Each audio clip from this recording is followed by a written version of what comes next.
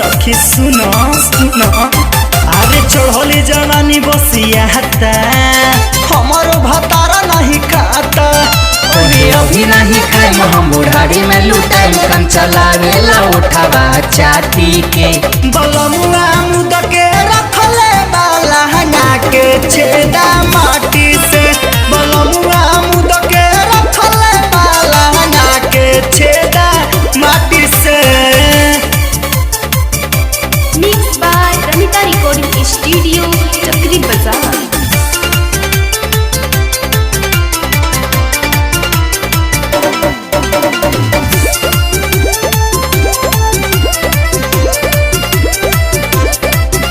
घर से बहरी न जा ले ले सवतीन से कहले कि भूखल बानी हम वही दिन से घर से बहरी मजा ले ले सवतीन से कहले कि भूखल बानी हम वही दिन से देखे चुपे चोरी खाली लहंगा के ओरी टाइट पहले बड़े ठोकी काटी से बलमुआ मुद के रखले बाला हंगा के छेदा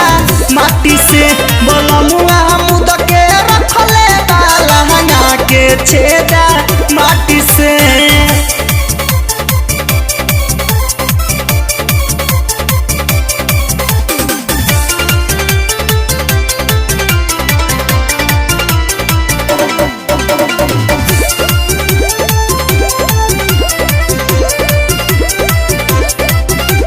राइटर रितेश पसैया